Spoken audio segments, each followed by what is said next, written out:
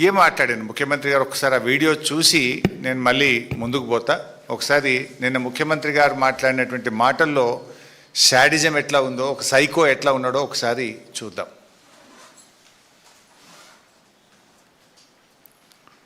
దాంట్లో దిగమను, దూకమను, రాయి కట్టుకొని దూకమను, శని పోతుంది. ఎందుకంటే ఇట్లాంటి పాపాలు చేసి ఇంకా చేతలు ఎక్కువైనాయి. వీళ్ళిద్దరికి బెల్ట్ ట్రీట్మెంట్ ఇస్తే కానీ దారిలో పడరు. వాళ్ళిద్దరికి బెల్ట్ ట్రీట్మెంట్ అవసరం ఉన్నది.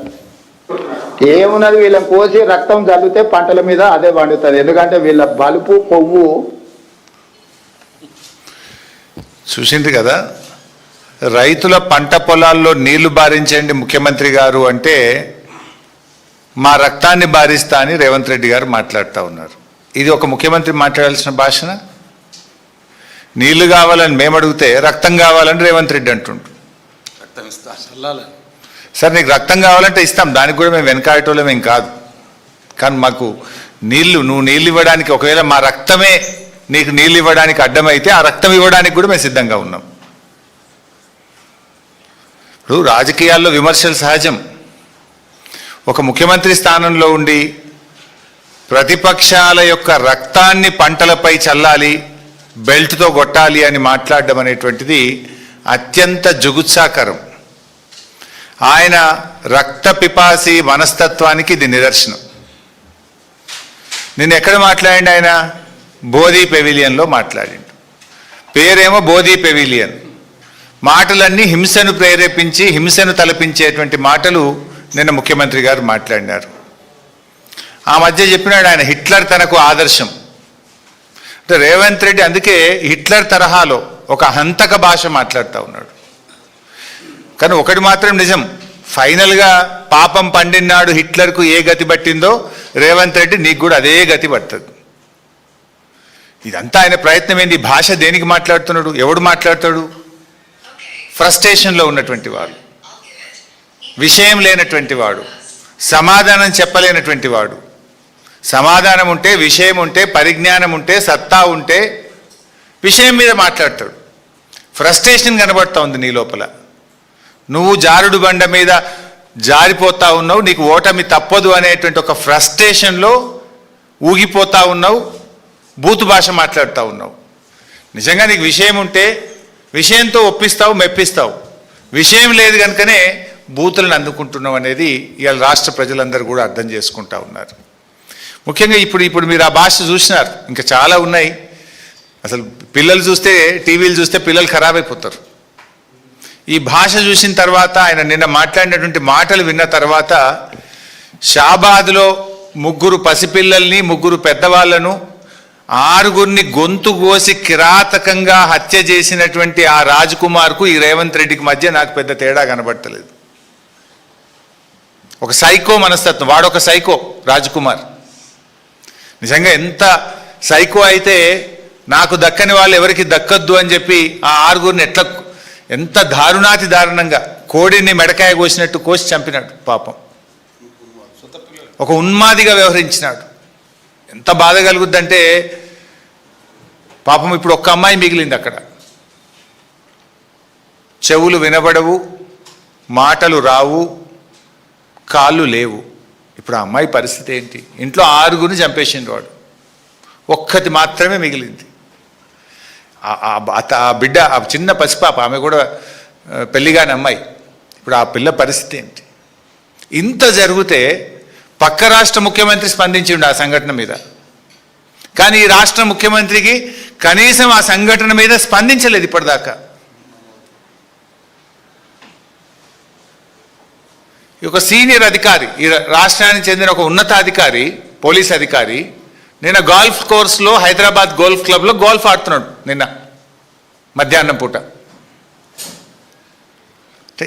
ఈ రాష్ట్రంలో లా అండ్ ఆర్డర్ పరిస్థితి ఏముంది? అసలు ముఖ్యమంత్రి పాలన ఎట్లుందంటే, నువ్వెట్లున్నావో నీ పరిపాలన కూడా గట్లే ఉంది.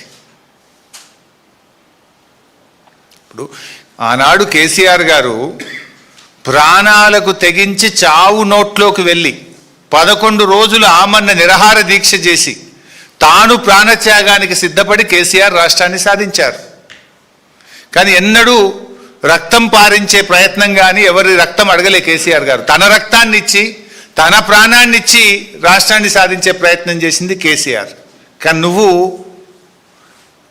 ప్రశ్నించినటువంటి వాళ్ళను, రైతుల పక్షాన నీళ్ళు అడిగినటువంటి వాళ్ళను ఇవాళ రక్తం బారిస్తా, వాళ్ళను కోస్తా, వాళ్ళ రక్తం బారిస్తా అని నువ్వు మాట్లాడుతున్నావు. ఇది కేసీఆర్ గారికి నీకున్నటువంటి తేడా.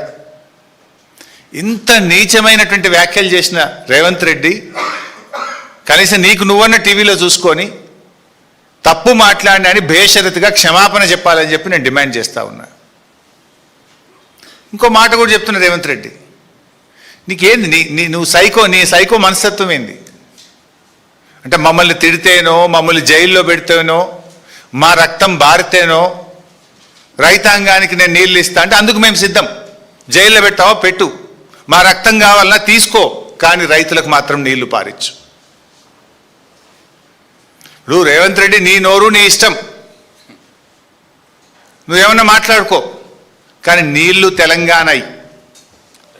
నీళ్ల విషయంలో నీ ఇష్టం వచ్చినట్లు చేస్తా అంటే కుదరదు. నువ్వేం మాట్లాడుతున్నావు? కన్నెపల్లి కట్టుకొత్తవా రేవంత్ రెడ్డి అంటే ప్రతిపక్షాల కంఠం నొక్కుతా అంటున్నావు. నువ్వు కన్నెపల్లి కట్టుకొత్తవా రేవంత్ రెడ్డి అంటే మా కంఠం నొక్కుతా అంటుండు. నీ ఉద్దేశం ఏంది? మాకు ఉద్యమాలు కొత్త కాదు, పోరాటాలు అంతకంటే కాదు. తెలంగాణ ఉద్యమంలో అనేక సార్లు అరెస్ట్ అయినాం, జైళ్ళల్లో పడ్డాం. మాకేం అరెస్టులు జైళ్ళు కొత్త కాదు. ధర్మం కోసం, న్యాయం కోసం, రాష్ట్రం కోసం ఆనాడు అరెస్టులు అయినాం, జైళ్ళల్లో పడ్డాం. ఇవాళ లక్షలాది మంది రైతుల కోసం జైళ్ళల్లో పడడానికి సిద్ధం, రక్తం ఇవ్వడానికి సిద్ధం తప్ప నిన్ను మాత్రం వదిలిపెట్టము. ఈ రాష్ట్రం ముఖ్యం, రాష్ట్ర రైతాంగం ముఖ్యం, రాష్ట్ర ప్రజలు ముఖ్యం, రాష్ట్ర ప్రయోజనం మాకు ముఖ్యం. మా గులాబీ సైనికులు, బీఆర్ఎస్ కుటుంబ సభ్యులు ఎవరు కూడా నీ తాటాకు చప్పులకు భయపడడానికి సిద్ధంగా లేరు. ఇలా ఈ రాష్ట్ర ప్రయోజనాలు, రైతుల ప్రయోజనాలు అనేటువంటివి ముఖ్యంగా ఇది బీఆర్ఎస్ పార్టీ రాష్ట్రం కోసం ప్రాణత్యాగాన్ని సిద్ధపడి తెచ్చినటువంటి రాష్ట్రం ఇది. ఇలా రేవంత్ రెడ్డి మాటలు, చేష్టలు, చర్యలు చూస్తూ ఉంటే ప్రతిపక్షాలను అణిచివేయడం మీద ఉన్న శ్రద్ధ పగుళ్ళు పెట్టిన పంట పొలాలకు నీళ్ళు ఇవ్వడం మీద నీకు లేదు. ఇలా రాష్ట్రంలో కొన్ని చోట్ల మేము చూస్తూ ఉన్నాం, పత్తి విత్తనాలు పెట్టారు, నీళ్లు లేక పాపం వర్షాలు పడక బిందెలతో నీళ్లు చిలకరిస్తూ ఉన్నారు. నీళ్లు మోసి బిందెలతో మొక్కకు చిలకరిస్తూ దాన్ని కాపాడుకోవడానికి రైతులు తల్లడిల్లుతున్నా నీకు చీమ గుట్టినట్టు లేకపోయా.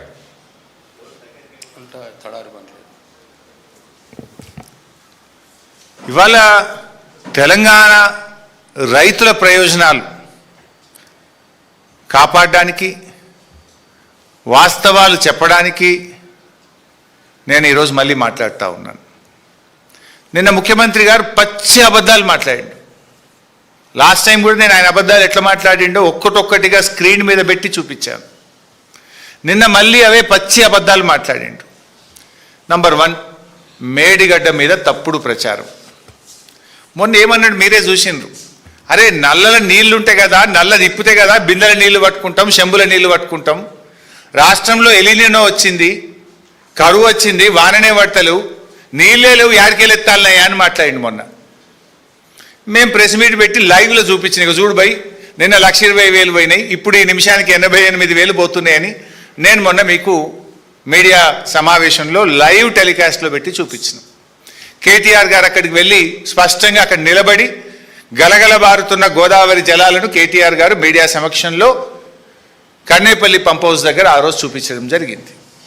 దాంతో నాలుక గరుచుకొని నిన్న మళ్ళీ కొత్త రాగం అందుకున్నాడు.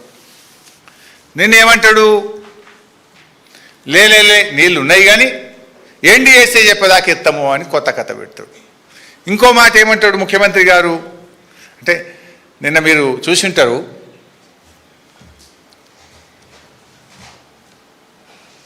మేడిగడ్డ గేట్లు మూయకుండా కన్నేపల్లి దగ్గర నీటిని ఎట్లా ఎత్తుతావు అని మాట్లాడతాడు. నాకు జాలి కలుగుతుంది నేను చూస్తుంటే.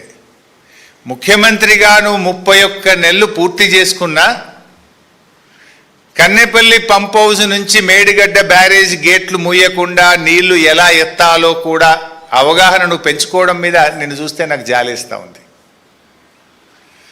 ఇన్ఫ్యాక్ట్ మీరు నిన్న గమనించిందో లేదో, ఈయన మాట్లాడగానే ఉత్తమ్ కుమార్ రెడ్డి మైక్ తీసుకున్నాడు మధ్యలో. ఈయన తప్పు మాట్లాడిండని ఉత్తమ్ కుమార్ రెడ్డికి బుర్ర వెలిగింది. మధ్యలో ఆయన మైక్ తీసుకొని ఉత్తమ్ కుమార్ రెడ్డి గారు ఈయన తప్పును సరిచేసే ప్రయత్నం చేసిండు. అందుకే నేను జాలి కలుగుతుంది రేవంత్ రెడ్డి మీద అన్న. 31 నెలలు ముఖ్యమంత్రిగా పనిచేసినాక కూడా విషయ పరిజ్ఞానం పెంచుకోలే, బూతులు తప్ప నీకు విషయ పరిజ్ఞానం పెరగలే. ఆయన ఉత్తమ్ కుమార్ రెడ్డి గారు నిన్న మైక్ తీసుకొని మధ్యలో రేవంత్ రెడ్డి తప్పు మాట్లాడంగానే, కోర్స్ ఫ్రీ ఫ్లోలో కూడా కన్నెపల్లి మోటార్లు ఎత్తుతాం, కన్నెపల్లి మోటార్లు స్టార్ట్ చేస్తాం, నీళ్ళు ఎత్తుతాం, కానీ మరి మీద అన్నారం సుందిల గేట్లు ముయ్యాలి కదా అని ఆయన సరి చేసే ప్రయత్నం చేసిండు. ఇప్పుడు విషయం సింపుల్.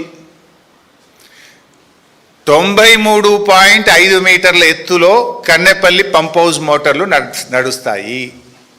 గోదావరిలో 1,00,000 క్యూసెక్కుల వరద పోతా ఉంది. 1,00,000 క్యూసెక్కుల వరద పోయినప్పుడు దాని లెవెల్ 97 మీటర్లు ఉంటాయి. అంటే గేట్లు తెరిచి ఉన్న 97 మీటర్ల ఎత్తులో గోదావరి నది ప్రవహిస్తూ ఉంది. నీకు కావాల్సింది 93.5 మీటర్లు మాత్రమే. కావలసిన నీళ్లు ఉన్నది, కావలసిన ఎత్తు హెడ్ రెడీగా ఉన్నది, మోటార్లు ఒత్తు నీళ్ళు వస్తాయి బయట.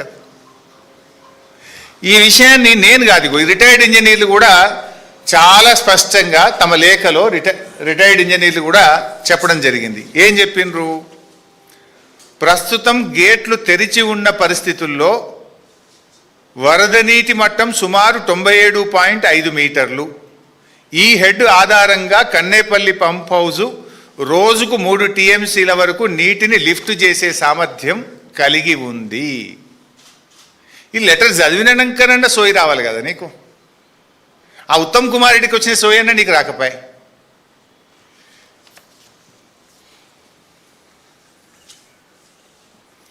నంబర్ 2, ఒక ప్రముఖ దినపత్రికలో మొన్న ఒక వార్త వచ్చింది.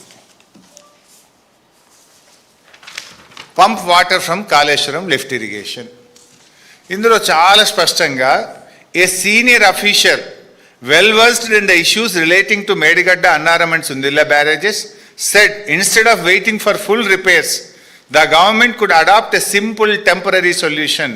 All it requires is construction of a copper dam in upstream. They can store and regulate flows and water can easily be pumped from Medigadda to Annaram to Sundilla to Ellampalli. As envisaged in KLIS system, the official said, since Kaleshwaram barrages are a politically loaded issue, it is doubtful if the government would even consider such an idea.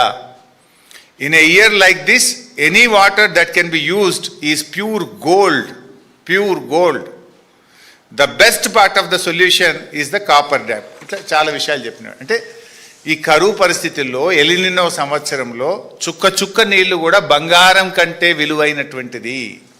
నీళ్లు ఎత్తడానికి అవకాశం ఉంది అని ఒక ఉన్నత అధికారి స్పష్టంగా చెప్పారు అని ఒక ప్రముఖ దినపత్రిక రాసింది. ఓకే, రిటైర్డ్ ఇంజనీర్లు నీళ్లు ఎత్తవచ్చని స్పష్టంగా రాసినారు. నేను మొన్న కూడా చెప్పిన మీకు, తెలంగాణ నీటిపారుదల శాఖ రాష్ట్ర ప్రభుత్వానికి కూడా నీళ్ళు ఎత్తొచ్చు అని అఫీషియల్గా లేఖ రాసింది. ఆ లేఖను బయట పెట్టండి. రిటైర్డ్ ఇంజనీర్లు చెప్పిండ్రు, ప్రస్తుత ఇంజనీర్లు